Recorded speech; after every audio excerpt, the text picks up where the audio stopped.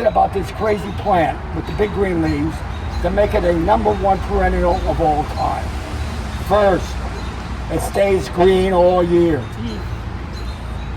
And even though it's a perennial and it loses those leaves, it gradually loses those leaves and replaces them in the early spring. So you don't even know it's losing its leaves and getting new leaves. Secondly, it flowers for 3 months. And you know the 3 months it flowers in? February, March, and April. My God, this is the only park in America that is full of flowers in February, March, and April. I have over 5,000 hellebores. You gotta realize, as we may do this tour, this garden stretches from 79th Street to 86th Street, all along the West Side Highway. You go down the stairs and you walk another 100 yards going up the path and you will see a planting along the whole side. And then we have this whole side of Mount Tom. And of course, the original plantings right here in the Warsaw Ghetto Memorial. The other thing about the hellebore that makes it magic is that it's a perennial that doesn't have to be transplanted. Now, how many here garden?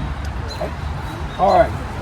One of the things you hate when you find a good perennial is after 3, 4, 5 years, it peters out. It loses its vigor. It's like, when a guy gets to be 70 or 80, that kind of stuff. So that's the problem.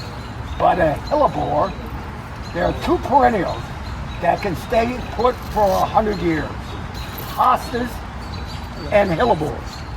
And because of that, I'm able to work with them and forget about them. And when you can work with a plant and forget about it, it fits into a public park. Because I'm not going to be here, you're not going to be here, and who knows who's going to be here 100 years from now. Odds are the people who are here then won't be taking care of it.